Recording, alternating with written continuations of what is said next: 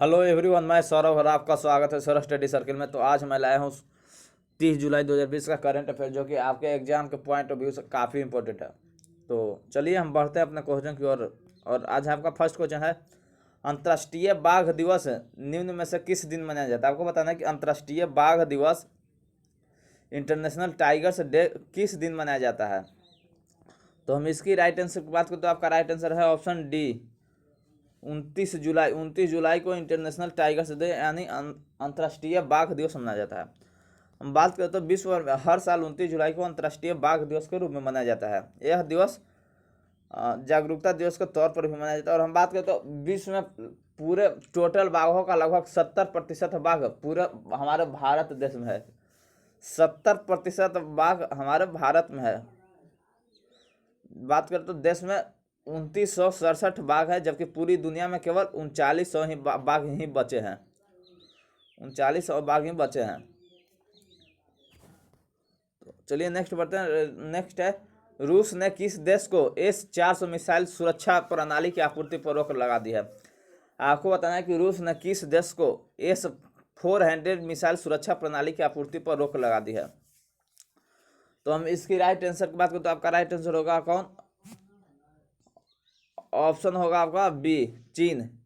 चीन को, रूस ने किस देश को, चीन को S-400 मिसाइल सुरक्षा प्रणाली की आपूर्ति पर रोक लगा दी। और हम इसके बारे में बात करें तो यह उन्नत प्रणाली वाली सिस्टम है जिसमें सतह से हवा में मार करने की क्षमता है। और हम बात करें तो जो 400 किलोमीटर की दूरी और 30 किलोमीटर की ऊंचाई तक लक्ष्य को नष्ट करने में सक्षम है। यानी 400 अपने सामने 400 दूरी तक और अपने ऊपर 30 किलोमीटर हाई तक की किसी ऊंचाई तक किसी को भी नष्ट कर सकता है।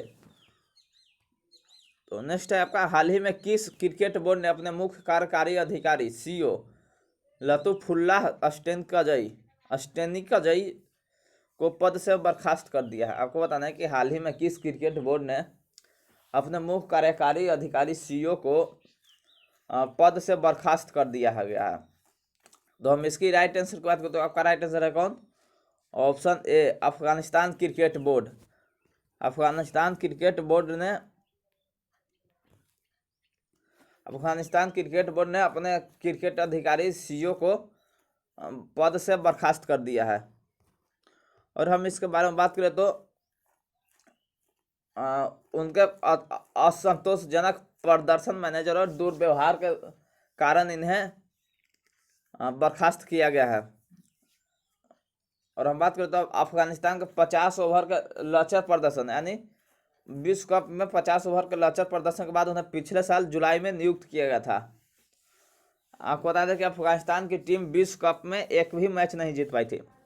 तो चलिए नेक्स्ट बढ़ते हैं। नेक्स्ट आपका है, हाल ही में राष्ट्रपति रामनाथ कोविंद ने मध्य प्रदेश के राज्यपाल के रूप में किसे नियुक्त किया है? आपको बताना है कि हाल ही में राष्ट्रपति रामनाथ कोविंद ने मध्य प्रदेश के राज्यपाल के रूप में किसे नियुक्त किया है।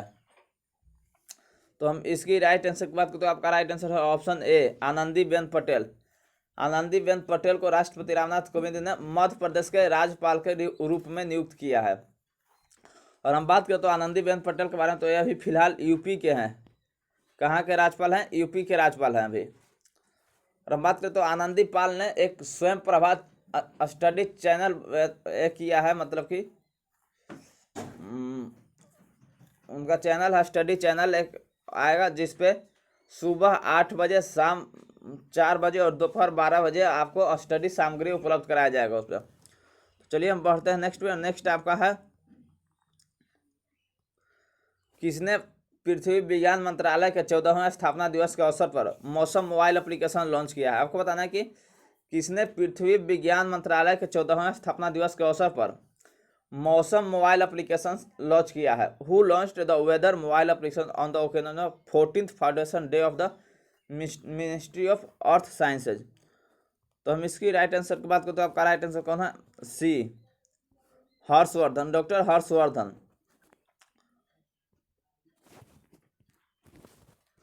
हर्षवर्धन ने पृथ्वी विज्ञान मंत्रालय के 14वें स्थापना दिवस के अवसर पर मौसम मोबाइल एप्लीकेशन लॉन्च किया है। और हम बात करें तो इस मोबाइल एप्लीकेशन को international crop research institute for semi arid tropics और भारत मौसम विज्ञान विभाग द्वारा डिजाइन विकसित किया गया है। और हम बात करें तो मौसम मोबाइल एप्लीकेशन 200 शहरों का तापमान दिन में 8 बार अपडेट कर सकते हैं। 200 कितने बार? 8 बार। कितने शहर का? 200 शहर का 8 बार अपडेट कर सकती है। तो चलिए बढ़ते हैं नेक्स्ट आपका है, किस राज्य की सरकार में स्थानीय लोगों को नौकरी मुहैया कराने के लिए रोजगार बाजार वेबसाइट लॉन्च की? आपको बताना है किस राज्य की सरकार ने रोजगार मुहैया कराने के लिए रोजगार बाजार वेबसाइट लॉन्च की है। तो हम इसकी राइट आंसर की बात करते तो आपका राइट आंसर होगा ऑप्शन ए, दिल्ली। दिल्ली राज्य सरकार ने रोजगार मुहैया कराने के लिए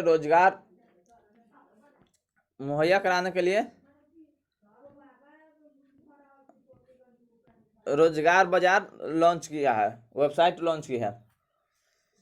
तो हम बात करें तो इस पोर्टल को शुरू करने का मुख्य उद्देश्य है रोजगार खोजने वाले युवाओं और कामगारों को उनकी काबिलियत के तर्ज पर रोजगार मुहैया करवाना है। तो चलिए बढ़ते हैं नेक्स्ट आपका, किसे भारतीय नौसेना अकादमी INA के कमांडर का पदभार संभाला है? आपको बताना है कि किसने भारतीय नौसेना अकादमी के कमांडर का पदभार संभाला है, यानी इंडियन नेवल एकेडमी का पदभार किसने संभाला है? तो इसकी हम राइट आंसर की बात करते हैं, आपका राइट आंसर है option C, vice admiral MA Hampiholi. बताते हैं कि वाइस एडमिरल हैम्पी ओली को भारतीय नौसेना अकादमी के क्या पदभार दिया गया है, यानी नियुक्त किया गया है किसको? वाइस एडमिरल MA हैम्पी ओली को। तो चलते हैं बढ़ते हैं नेक्स्ट आपका है, आपको बताना है कि विश्व हेपेटाइटिस दिवस कब मनाया गया? आपको बताना है कि विश्व हेपेटाइटिस दिवस कब मनाया गया? तो हम इसकी राइट आंसर की बात करते हैं, आपका राइट आंसर है ऑप्शन डी, 28 जुलाई को विश्व हेपेटाइटिस दिवस मनाया जाता है हर साल। और हम इसके 2020 की थीम की बात करें तो आपका क्या था? हेपेटाइटिस मुक्त भारत। क्या? हेपेटाइटिस मुक्त भारत। तो हम बात करें तो हेपेटाइटिस हम लोग 28 जुलाई को इसलिए मनाते हैं क्योंकि इस दिन नोबेल पुरस्कार विजेता वैज्ञानिक डॉक्टर बालुख बर्ग की जन्म हुआ था, जिन्होंने हेपेटाइटिस बी वायरस की खोज की थी और टीका विकसित किया था।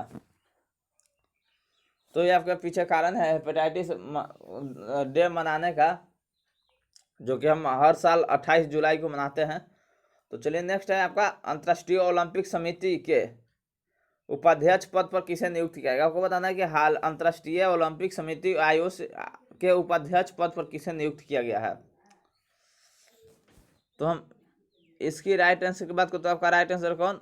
ऑप्शन बी, अनीता डी फ्रेट्ज को इंटरनेशनल ओलंपिक कमेटी के वाइस प्रेसिडेंट नियुक्त किया गया है। चलिए बढ़ते हैं नेक्स्ट हम IOC की बात करें तो IOC का मुख्यालय कहाँ है? लुसान है। और इसका स्थापना इंटरनेशनल ओलंपिक कमेटी का स्थापना आपका कब हुआ था? 1894 में। 1894 में इंटरनेशनल ओलंपिक कमेटी का स्थापना हुआ था। कब? 1894 में। तो चलिए हम नेक्स्ट बढ़ते हैं। नेक्स्ट आपका, किस संस्थान ने डेयर टू ड्रीम प्रोग्राम की शुरुआत की? आपको बताना है किस संस्थान ने डेयर टू ड्रीम प्रोग्राम की शुरुआत की है? तो हम इसकी राइट आंसर की बात करें तो आपका राइट आंसर है ऑप्शन सी, DRDO ने डेयर टू ड्रीम प्रोग्राम की शुरुआत की है।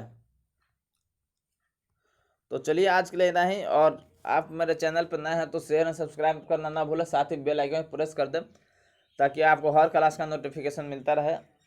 और आपको हम बता दें कि आपको जो भी ट्रिक चाहिए, चाहे देश को याद, राजधानी को याद करने की ट्रिक, मुद्रा याद करने की ट्रिक, और भी जो ट्रिक जो आपको चाहिए तो आप कमेंट करके ज़रूर बताएं। तो चलिए आज के लिए इतना ही। Thanks for watching, have a nice day.